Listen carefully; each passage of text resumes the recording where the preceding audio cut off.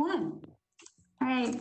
Welcome and good morning, and welcome to the September 25th meeting of the Study and Formulating Committee. At the beginning of each meeting, all committee members participating electronically shall be identified by a roll call so that a quorum can be established. So I will go ahead and call on you, and if you're present, please say present. Mr. Nick Brassel. Present. Mr. Richard Chapman. Present. Ms. Trish Holliday.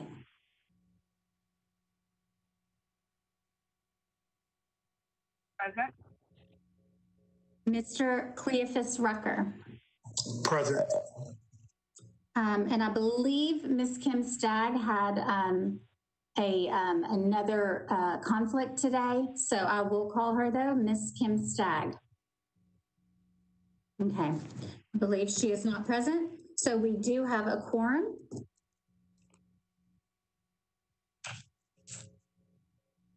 Before considering items on the agenda, the committee will need to determine by roll call vote that the meeting agenda constitutes essential business of the committee and meeting electronically is necessary to protect the health and safety and welfare.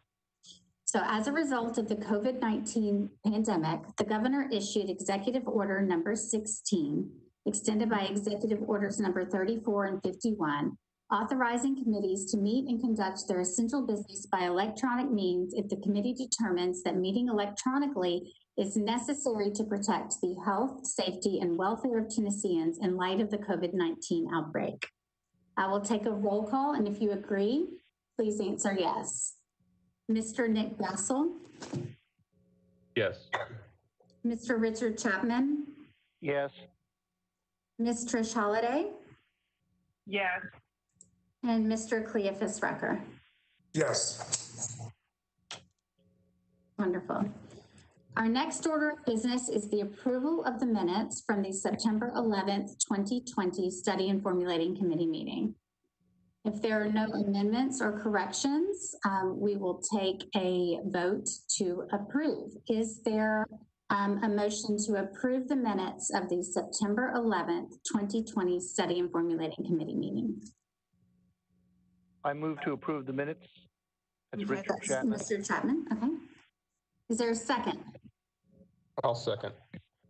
Nick Brassel. Nick Brassel. Okay, let's take a vote. Mr. Nick Brassel? Yes. Mr. Richard Chapman? Aye. Ms. Trish Holliday? Approved. And Mr. Cleophas Rucker? Approved. Okay, thank you. Again, and as always, a few housekeeping procedures. Please keep yourself on mute unless you were speaking. Also, please utilize the hand raising feature for any questions or comments. I will, as always, try to scan and see who has a question. If I do miss you, again, please feel free to come off of mute and ask your question or speak your comment. That being said, please lower your hand after you've spoken so that we will have an accurate count of who is in the queue for questions and comments. Again, I thank you all for being present in the electronic format because I know this is presents a lot of challenges for a lot of folks. So we are actually going to take our two items out of order today. That being said, if we do elect a chair and a vice chair, I don't want to throw anybody into anything. So I will be happy to lead the meeting and let that chair or vice chair get acclimated for our fourth study and formulating committee meeting. So at this point, we will take item number 2 ahead of item number 1. And I would like to open the floor for any nominations for a chair and or vice chair. And we can do these votes separately. This is Richard Chapman. I'd like to nominate Trish Holliday for the chair. Okay, we have a nomination for Miss Trish Holliday for chair. Do we have a second? I'll second that nomination. Nick Is that Brazel. Nick? Okay. We have a motion and a second for Ms. Trish Holiday for Study and Formulating Committee Chair. Let's take a vote. Mr. Nick Brazel.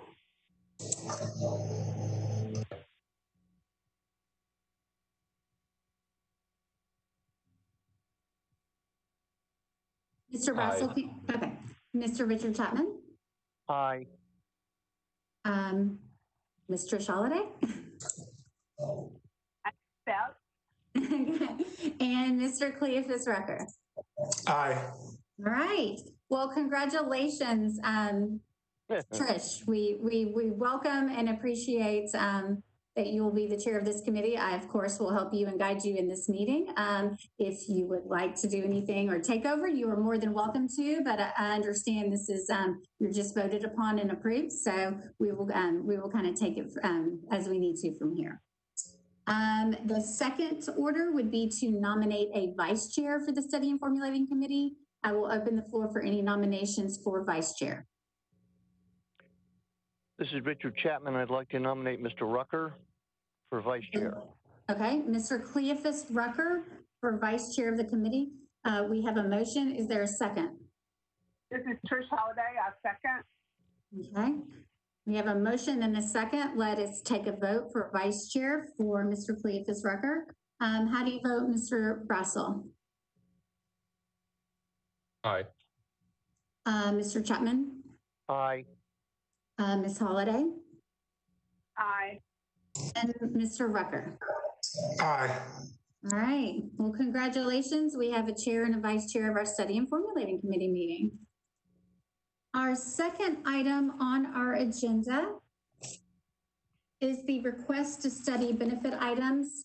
I did send out a memo this morning. I hope that the Study and Formulating Committee members have received it or can pull it up at this time. This information is a memo from Mr. Kevin Crumbo and Ms. Kristen Wilson in our finance department. And I would like to go ahead and turn it over to them to kind of explain their memo and go over some of the requests to study any benefit items. Hey, good morning. This is Director Crumbo, and I think a sound check to get started with. Can everyone hear me okay? We're good. Yes, you are good. Great. Well, thank you to the committee for serving, and for those of you that were just elected to a leadership position, I look forward to working with you in particular. As you can see in the memo that Kristen and I have outlined for you there, our challenges are many. I can't imagine it's lost on any of you collected here the many challenges that the city is facing right now, particularly from a financial standpoint. And of course, that comes along in the midst of, it's an unprecedented pandemic. And so I will spare you a repeat of, what the pandemic has brought to the doorstep of local governments just like ours around the country and truly just around the globe, and just focus more specifically on what's happening here. The main point of this correspondence was just really to convey to you that, despite all of those challenges, no matter what they are, where they've come from, like so many organizations that are people intensive, people are our true greatest assets.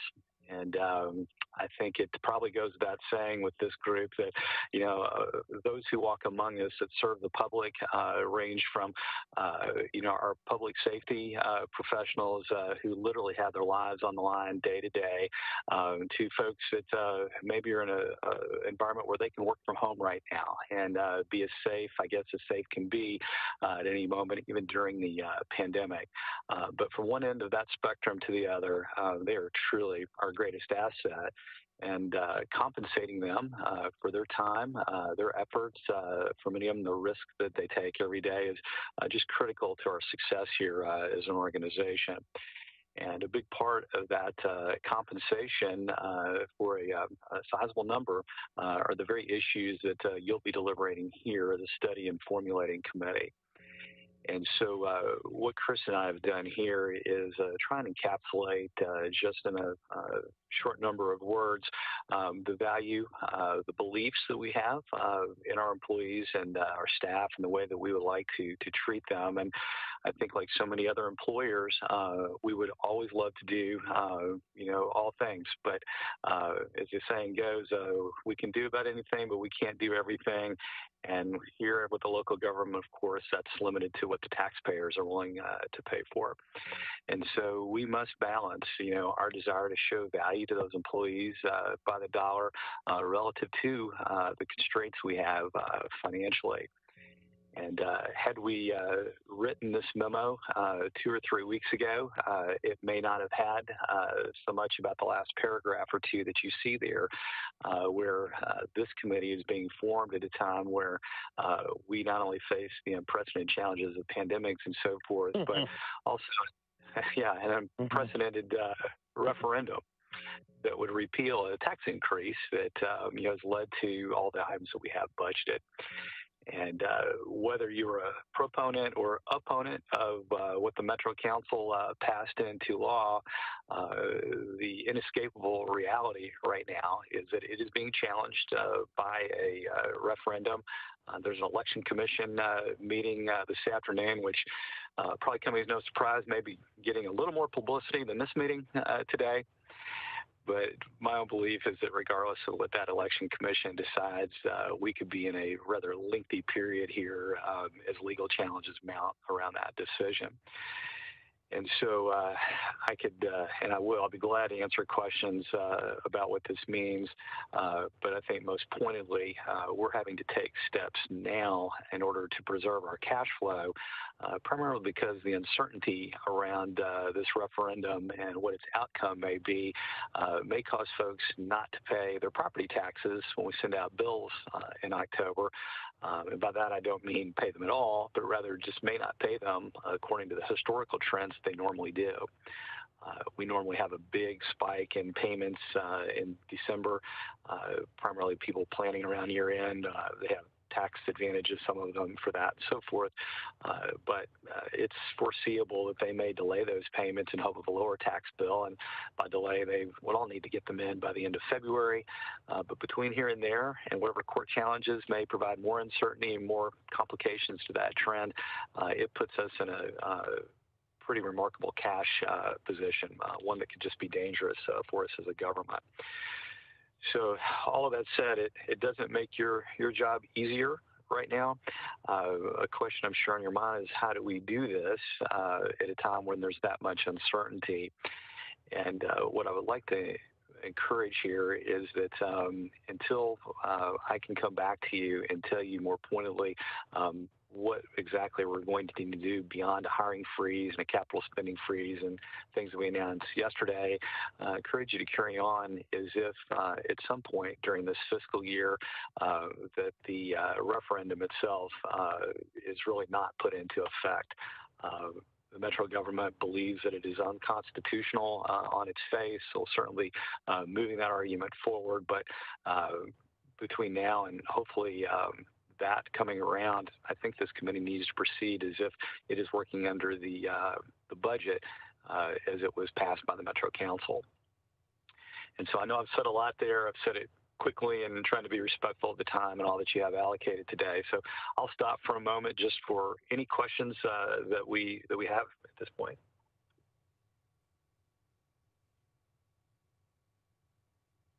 This is Dick Chapman. I have a couple of questions. One of the things you have in your listing of issues to examine is IOD activity.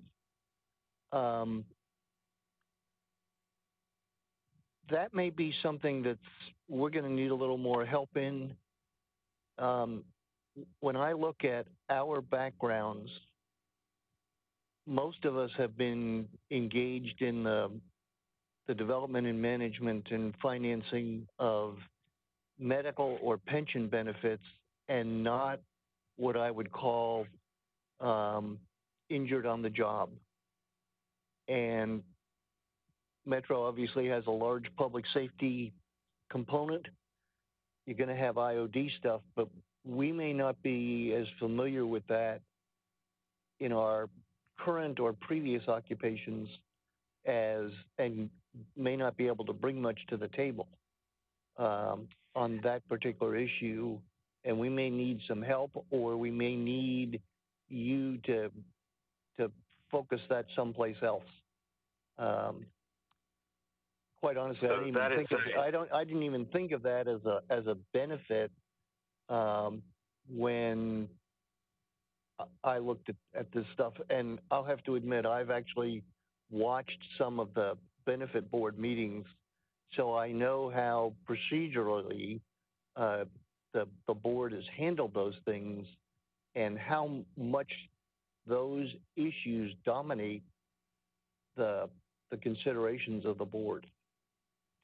The other thing I'd like to say is we probably aren't going to be able to do anything in the short term to help you out of your cash flow problem, and may not be able to do much in the 1 or 2 year kind of term, because I think one of the things, at least based on one newspaper article I read where the mayor had some statements about other post-employment benefit costs and establishing a reserve for those and that kind of stuff. That's a much longer term activity, as you know. Yeah, so I'll respond to those in the order that you asked the questions. And I guess first start with some humor here that for the better part of 30 years, my background is also finance and accounting. And as you might expect, I haven't had a lot of experience of my own with injuries on the job. Yeah, right. Yeah, I've seen a few pencil throwing incidents over the years, and maybe a little eye strain from computers. Paper cuts, yeah. Yeah. So, frankly, I've learned to rely very much on the great team we have in our human resources. And I know Shannon Hall here is on the line and is with me at those employee benefits meetings. And I've, like you, had to study up on this issue, look to her for guidance. And Shannon, I'll ask you to address that in a second. But before I do, let me address your other question about the OPEB and just the longer view. I think that probably is the right view. In my study of OPEB for this organization, don't see where there are immediate benefits to be had here by changing the plan, but by and large, those would be longer term. What I was telling you earlier in terms of my remarks is that I would imagine it's very confusing for you to say, hey, the finance director is coming out and talking about the difficult situation the Metro government's in. What place do we have in this longer term planning? And quite frankly, I'm just a believer that you can't finish what you don't start. I think over speculating right now about the course of the referendum for this purpose is a mistake, and that let's presume that the budget we have now in the course that the city's been on recovers in the near term, and then let's look to the long term as to what's in the benefit of preserving this precious asset that is our employees, because it's my hope that they will all be here, they will all be serving this public, and we'll continue to grow our government to match up to the growth of the city. And so, Shannon, do you want to address IOD and some of the help that's available from the technical front? Of course. Thanks, Kevin.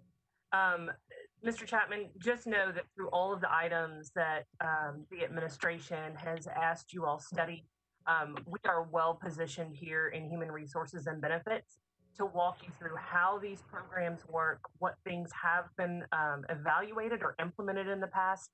So we're well positioned to walk you through how our IOD medical care program works, which is part of the system of employee benefits, medical plan, pension, anything that you need. HR and benefits is well positioned not only to educate you about what Metro's doing and has evaluated in the past, but then we have the strong team of both our Metro actuaries and benefit consultants to help you through all of this. So we agree it's a very steep learning curve, but this will allow, at least for the first few items, us to be able to focus parts of our study on educating the study and formulating committee, and then helping you guys start to pull some things apart and see what can change. Because I would agree that our IOD medical care program is very unique here in the state of Tennessee.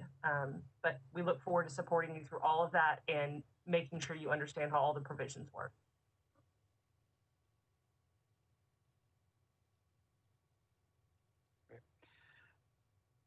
Are there other questions about the memo? I know it's not a very long memo, and it frankly may be just a little early for questions. But I'm glad to take those now, or certainly come back to you in whatever format makes sense to get you the information you need to do the work. This is Richard Chapman again, and I had an opportunity to kind of read this about 5 minutes before the meeting started.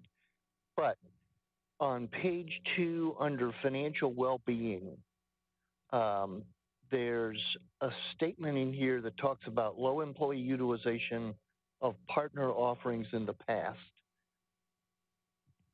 What I'm reading out of that is Metro's had what I want to call financial counseling program that's been available to employees that, based on this statement, there really wasn't a lot of utilization. Is that That's generally my understanding as well.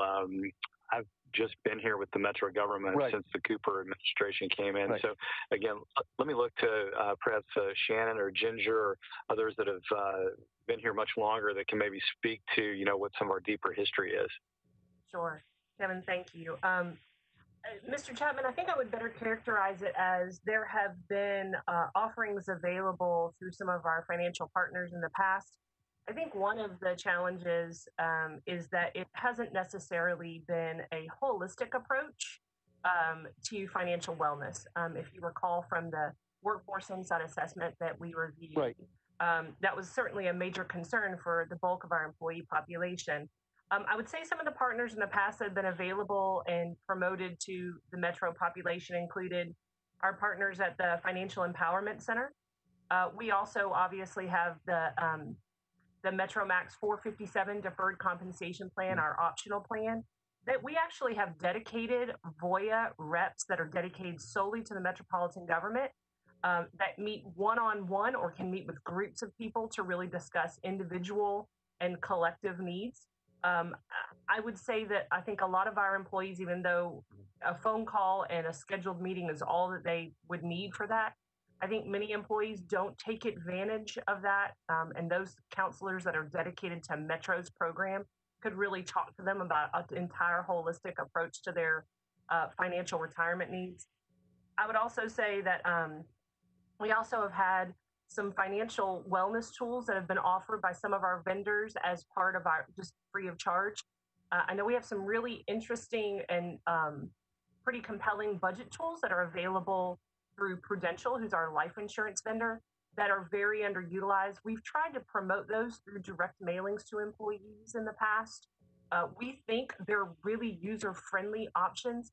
But again, we haven't necessarily had one person or group that was dedicated towards a holistic approach. I anticipate that may be something that the committee ends up recommending, but that's probably the way I would characterize it, is that we have a couple of things that have been around in the past, including the use of United Way for tax preparation that we've promoted in the past. So I'm not sure that there's been a holistic approach here at Metro. Got it. Okay, thank you. Hey, Shannon, this is Trish Holiday. Good morning. I wanted to see if you could unpack for me just really quickly how you're defining holistic. I'm not sure how we're defining holistic. I think that's part of, honestly, it feels like the next natural progression that likely may be a recommendation from this committee. I would just say that there has not been, for lack of a better term, a quarterback that kind of brings all these tools together and helps work directly with employees. So at minimum, I'm not really sure how I define that, but I would say that unless an employee is going to these individual places, there's nothing that connects those dots for them. Okay. So let me just clarify.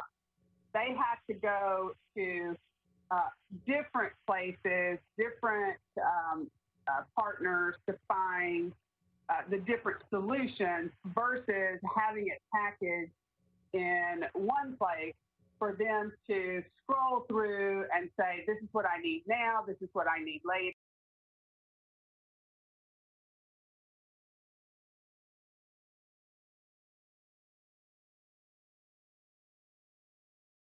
Thank you.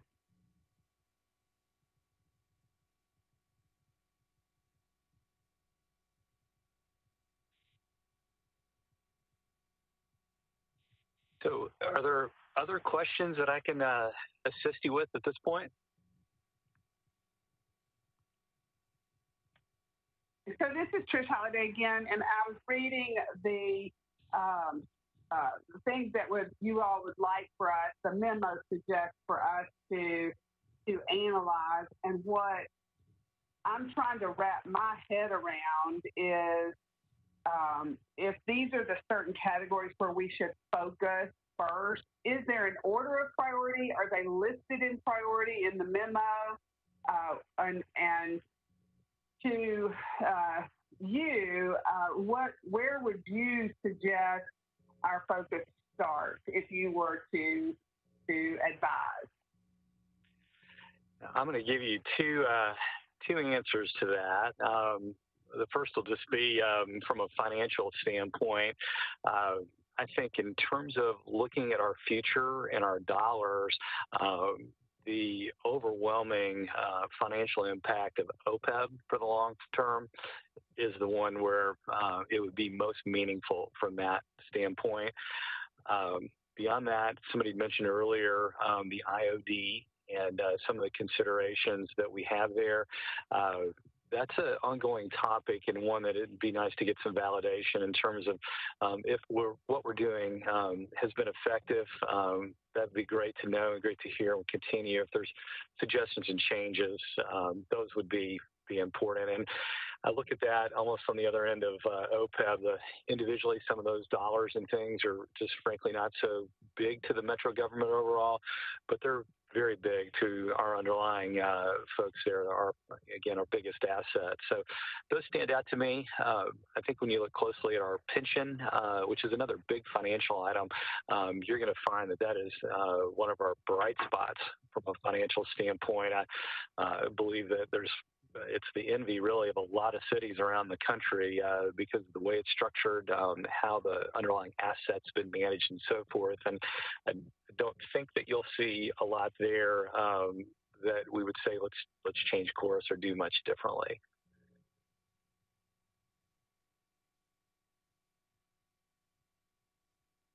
Thank you. Hi, this is Cleo Rucker. I want to first thank you for writing the memo that I think did a really good job of kind of breaking out the categories that you, from the employer side, manager side, see as important to, of course, the employee benefits and budgets. Also, coupling that with the survey that we received with what was important for the employees. This has been some great information for us to move forward with. My question is that when we think about the IOD, is there a way, and maybe this is more to Christina and Shannon, is there a way for us to be provided with the policies that relate to that? That would be great as we move forward. So thank you.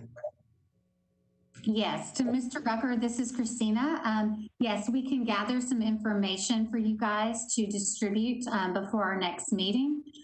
Also, if there is any information, I know that the committee has just received a memo from the administration. If you want to just look over it, if there's anything that we can provide you based upon this memo, please reach out to me and I will do my best to get whatever we can get to you guys. If there's something after you have a little more time to ruminate on it that you would like to email me, we can also gather that information and send that out as well. We want to be as helpful as possible with any of this, but I will make note of any of the IOD policies and information for Mr. Rucker and the rest of the committee.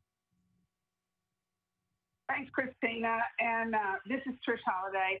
I would ask the committee, as you start brainstorming after looking at this memo and you start thinking about what is it that we need in order to do some really great analysis here. Let's keep each other in the loop. And so if you send an idea to Christina, let's copy each one of us so that if that's an idea I had, I know it's already been requested. That way we keep each other informed that way. Does everybody feel okay about that? That sounds good to me. Yes, that sounds good. So this is Kevin again. I can understand entirely the desire to do lots of communications and do things like are done outside of the Metro government. I would caution here that this committee does have access to some legal counsel, and let's just make sure that as communications happen that we do those in a legal manner. And what I mean by that, we have open meetings rules and communication rules and so forth that if those haven't come to the forefront, please be aware of them. And let's make every effort to be in compliance with those. Thank you, Director Crumbo. And I will just piggyback on that and get some information from Nikki, possibly on the Open Meetings Act, and just send that out to the committee as well, just as some guidance. Also, it looks like Mr. Mark Young has his hand raised. I will recognize him. Thank you, Christina. Committee members, my name is Mark Young. I represent the firefighters, and I think this is maybe my third opportunity to be involved with a study and formulating committee. And I guess, Christina, my first question is the memo that's being talked about this morning. Is there a reason that the labor groups didn't receive the memo? We just received the memo from administration late last night and distributed it this morning to the committee members for their review. But I believe we could provide that to you guys, that information, unless there is any other reason that anyone has that I could not provide that. Okay. Okay, thank you. And so to the committee, I don't have the memo in front of me, but IOD has been mentioned. So the IOD program was studied, I believe it was the last, or maybe two study and formulating committees ago. I can't remember the dates now, but we did a lot of work during that time. I think it was Jim Kramer was actually over in the HR department at that time when we was doing a lot of this work. And I hope as you're looking at this, that you will be mindful or be provided, or we will provide you with state presumptive laws that are here in Tennessee that relate to IOD. And also, we did a lot of work on the cost of the administrative part of the administrating the IOD program. And I would hope that you would look at that also. That is a huge cost to run this IOD program, or at least it was back then. And of course, the data that I have would be, probably 5 to 8 years old. But even back then, it was a huge cost. So, Christina, I know that we've got a chair appointed now, and I guess procedurally going through this, I don't know how long we're going to stay in the virtual setting, but we've always had, I guess, a seat at the table through this process, and I hope that continues, and I'm sure it will. But if the chair could give us some directions as labor groups when we can jump in and when we need to just kind of sit back and listen for a few minutes and that kind of nature. Thank you. Mark, I certainly appreciate that. And I'm not going to speak for our chair, Ms. Holliday, since she was just appointed, but she is welcome to chime in as well. But we definitely welcome any input any of the unions have. We welcome you to place an item on the agenda. Of course, those are publicly noticed, so we would need to know that in advance. But we welcome that information from the unions and any information you might have I would just encourage you to send me an email to reach out to me to let me know what information or when you would like to be placed on an agenda, and we will make sure we do so. So as a point of note, I also would like to, just for the record, note that Ms. Kim Stagg has joined the meeting. So welcome, Kim.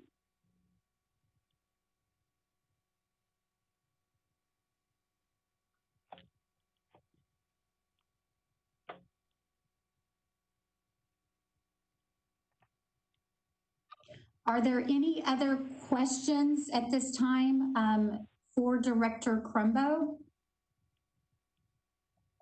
Also, any requests for HR or the Finance Department at this point that we can help you in any way get prepared or get some information for the next meeting? Of course, you don't have to think of that off the top of your head. We can take any of that information by email as well if you think of something. Hey, Christina. This is Trish Holliday, and I do think it would be helpful to have guidance from the HR team regarding the medical care items on the memo in terms of SEEK recommendations on strategies. I think it would be nice for the HR group to give us some guidance on where to start. It seems really big and overwhelming, and so I would appreciate some guidance for this committee so that we go down the right path of study. Okay, thank you, Chair Holliday, and we will get that information to you, and hopefully we will gather some information to give you some guidance well in advance of the next committee meeting. Thank you. Christina, this is Kristen Wilson. I just want to say thank you to this committee and thank you to the chair. Greatly appreciate on behalf of the administration, greatly appreciate Kevin's discussion of this memo and presentation of it. I wanted to reinforce on behalf of Mayor Cooper, as you review the memo, what you'll see is along with the priorities that are expressed here, a request to ensure that we are continuing to engage input from our employees and our labor representatives. That was very important to Mayor Cooper, that this be a process that is collaborative in view, and if there's anything we can do to help on that, or if there are any questions we can answer following on the memo, please know we're very happy to stand by to do that.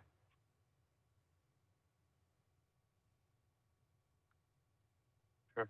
And this is Director Crumbo. Could I offer just a few closing remarks before we wrap up?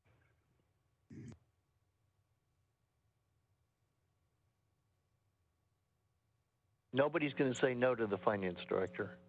Nobody's going to say no to that at all. Yeah. Well, I wish that were the case everywhere, but in any event, just two things really come to mind here. One is thank you for the request here from our union representatives to view the memo that we've been discussing here. When Chris and I had sent that, it really leaves our hands and makes its way to distribution. It's not just meant for the committee, but really for all the constituents here and the public at large. So please feel free to share that.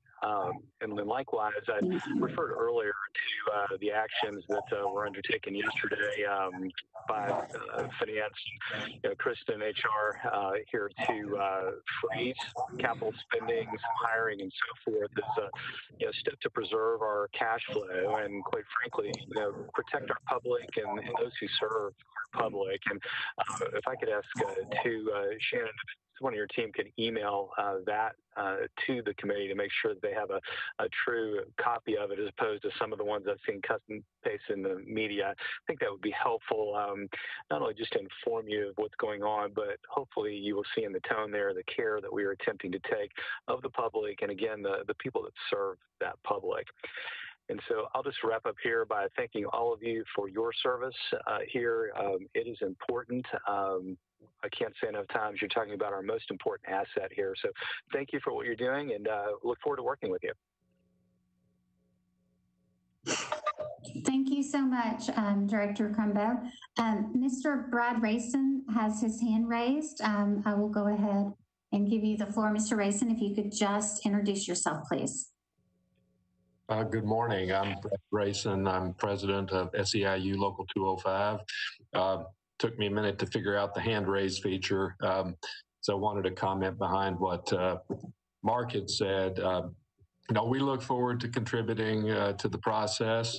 I wanted to see or suggest that the committee make public or post on your website the documents that you're provided, like Director Crumbo's memo, anything else that's provided you or that you generate. So it would make our participation much more, I think, efficient and effective if we had easy access and that the public had easy access to those documents. So look forward to working with all of you.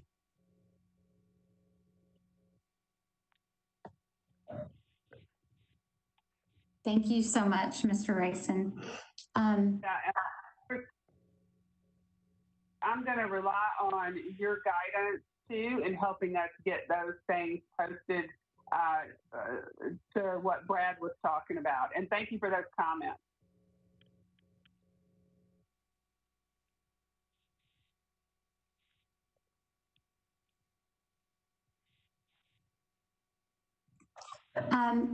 Our legal advisor, Nikki Ecke, did you have a comment or a question? Oh, I just wanted to just briefly comment on open meetings. I will be preparing a memo, providing a memo to the committee regarding open meetings law.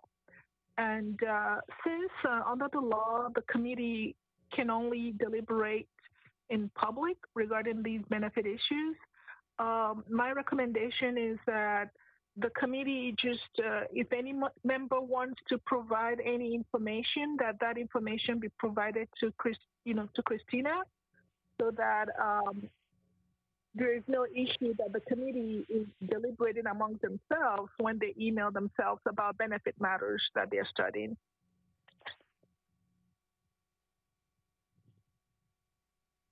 Thank you for that guidance, Nikki.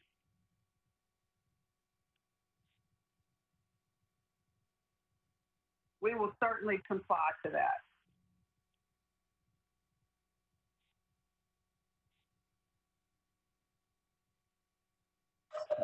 Are there any other questions, comments for our Director of Finance, for the HR department, for any of the union representatives? Any more requests that anyone has at this point? This is Nick Brazel. I just have one request. Is there any additional documents or information we can get about the 457 plan? All I see, like I have in the handbook, where there's just one section with like 2 sentences about it. And there may be other reference to it. I just missed it. Absolutely. We do have additional information on that, and I will be more than happy to distribute that information to the committee. Is there anything specific that you would like to see, or just some more general information?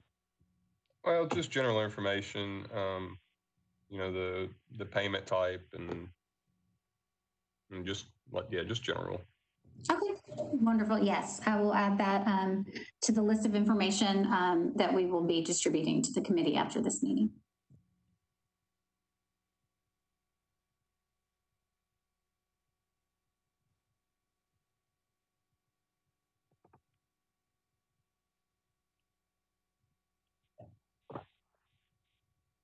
Ms. Hickey, this is Kim Stagg. I hope you can hear me. My apologies to the committee for being late. I had an emergency telephonic court hearing come up in Delaware that I am just out of. If it is acceptable under the open meetings law, and assuming this today's hearing was not recorded for me to view, I will call Ms. Hickey or perhaps Ms. Holliday to get a general overview of what I missed. To that, Ms. Stagg, we will have a link to the meeting that will be provided to us from our ITS Metro Nashville network. Usually that comes in pretty quickly right after this meeting, and I can forward you that link so you can view the entire meeting. That's very helpful. Thank you very much.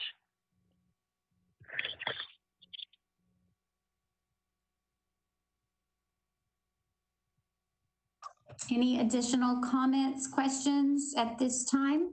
I think we've got some information and some good requests from the committee, and we will start to gather this information. Looking forward to the next committee meeting, I believe our legal counsel, Nikki Ecke, had said that the governor has extended the electronic meeting platform until October 28th.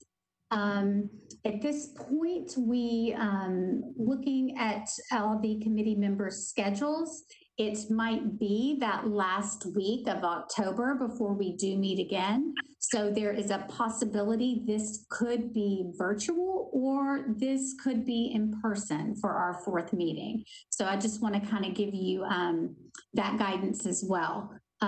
So we will be definitely gathering this information, and please reach out to me for any additional questions, information you might have, and I will open it up one more time for any questions, comments that anyone has. Hi, Christina. Oh. Go ahead, Cleo. Okay, hi, Christina. Looking at the schedule that we all have in the condensed schedule that we have, and looking at the prior committees meetings of, looked like there were around 10 or 12 meetings that each committee had.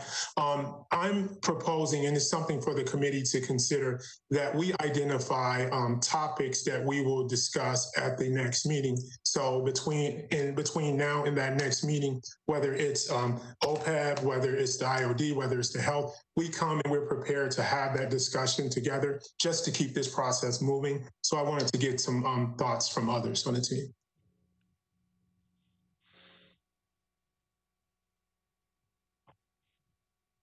Yeah, Cleo, this is Trish Holiday, and I agree. I was looking at the memo. That's part of why I wanted to understand what we should prioritize, where we should start, and also how the HR team could give us information to equip us to be ready to come to a meeting to really do some great study on each of those components.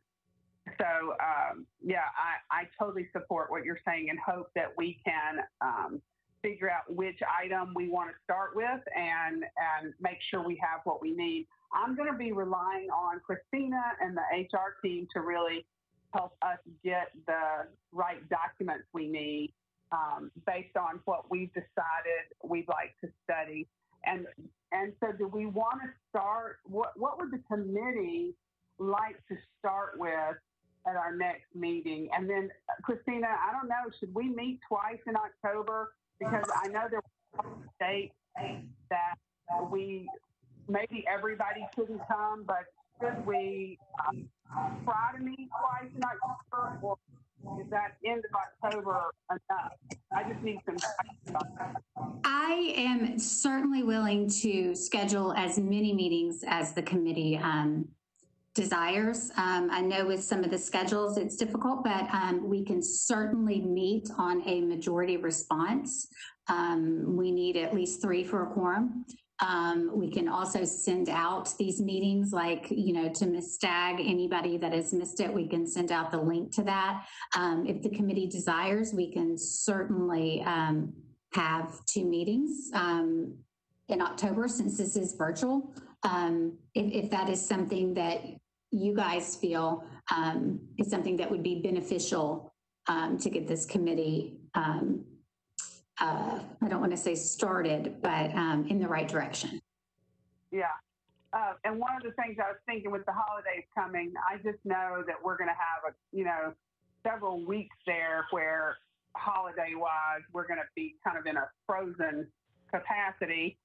And so I just wanted to make sure we utilize any time that we had. So I'd appreciate some insight from the committee as to what your thinking there is. Ms. Holliday, this is Kim Stagg. Oh, go ahead. Go ahead. Sure. I fully support.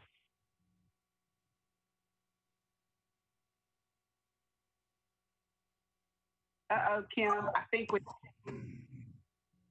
Kim, I didn't hear everything you said. Can you repeat it?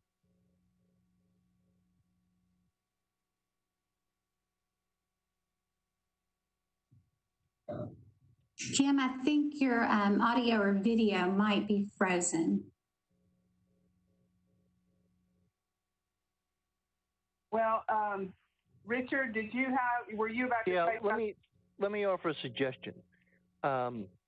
Because most of us may not be familiar with the IOD issue, and because procedurally it's pretty well defined by the benefit board and their procedures today, and I can think of at least 3 organizations that have interest in that.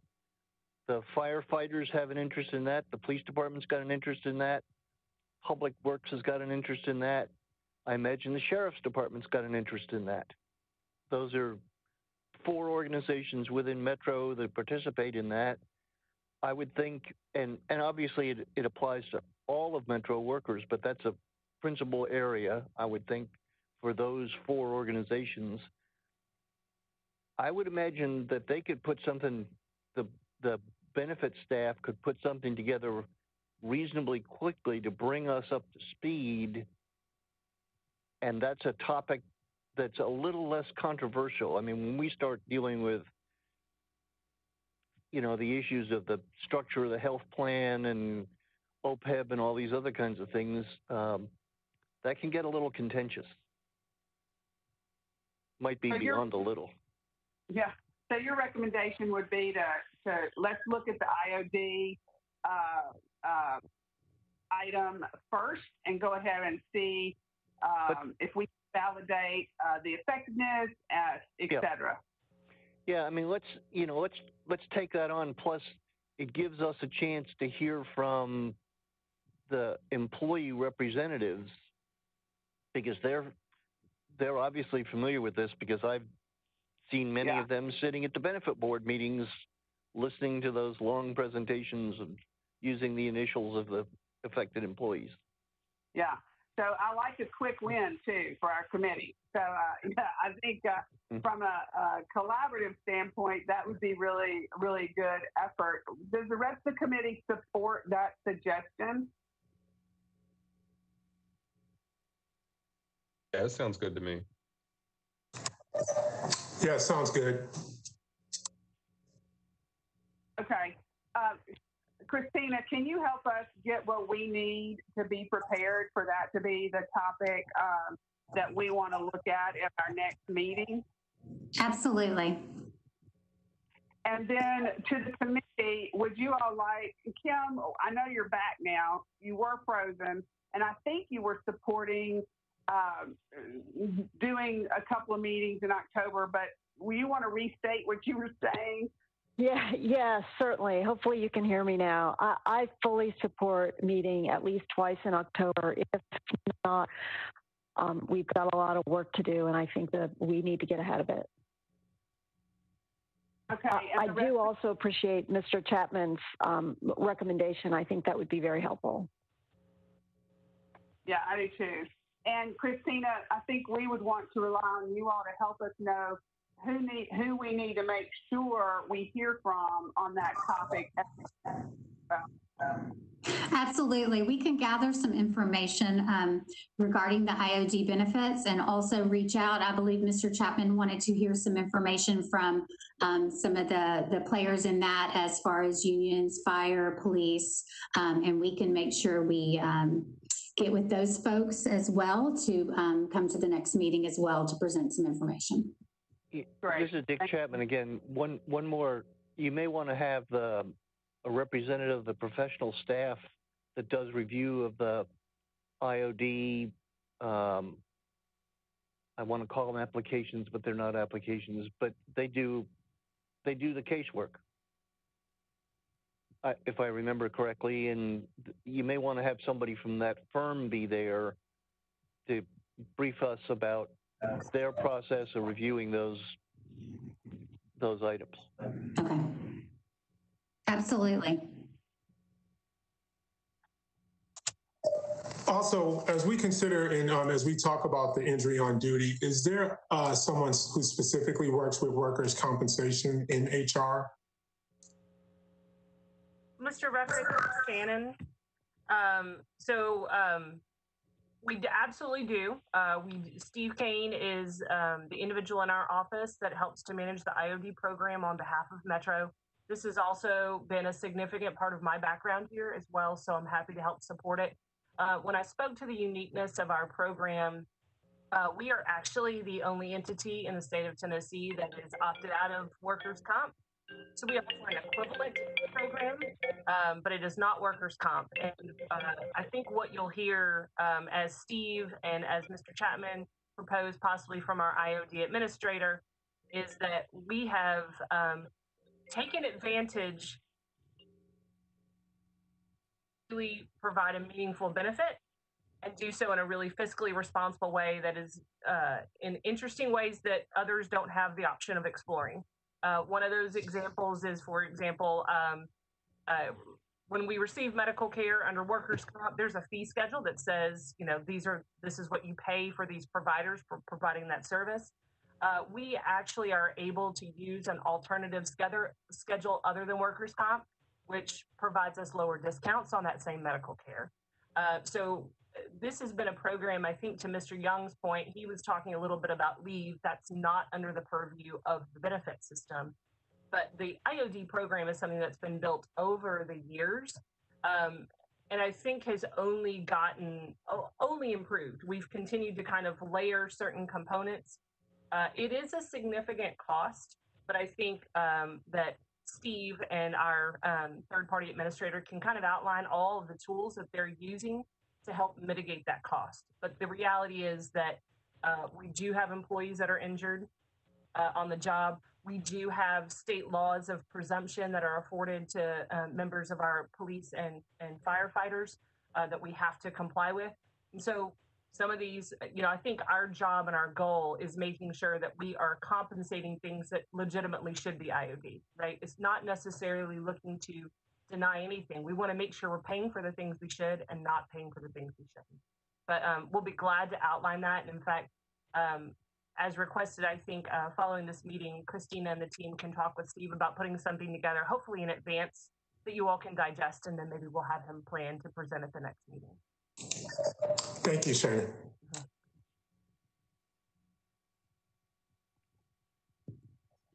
Mr. Rayson, your hand is still raised. Is that from the previous question? Yeah. It's gone now. Okay. Thank you. I just want to make sure I'm giving everyone the opportunity to speak.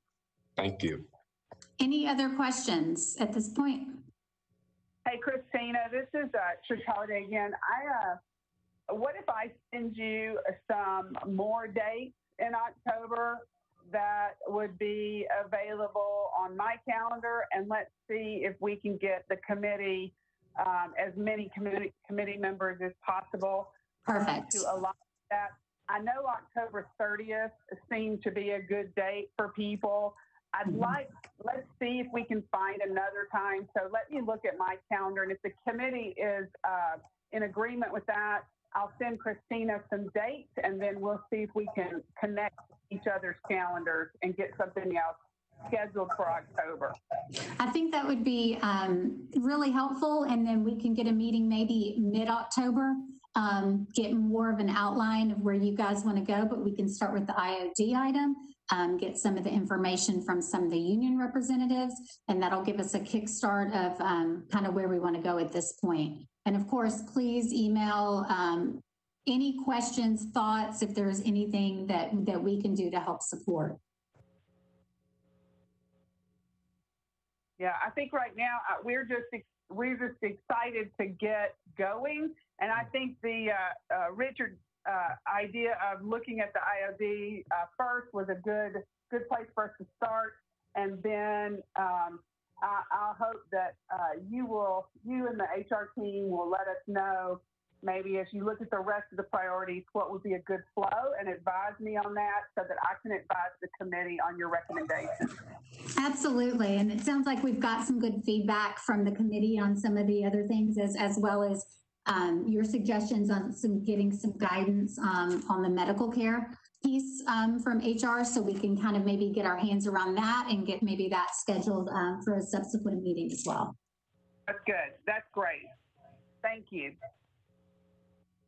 I'm just kind of scanning the list of attendees. Any other comments, questions? I think we've got a good game plan at this point for the committee based on the memo from Director Crumbo and Ms. Wilson, and we want to thank them for their hard work in getting that information to this committee. Anything else that I can provide support in at this moment? And Christina, will you make sure everybody that should get that memo will get that memo, and that it is posted in the right places like that? You'll handle that. Okay, thank you. Absolutely, 100%. All right. If we don't have any more questions, comments, I think we kind of have a good avenue of where we're going to go with this. And I want to thank everybody again for meeting with us today. I think it was a productive and helpful meeting. And if Ms. Holliday will allow me, I will go ahead and adjourn the meeting. You all have a great weekend. Stay safe.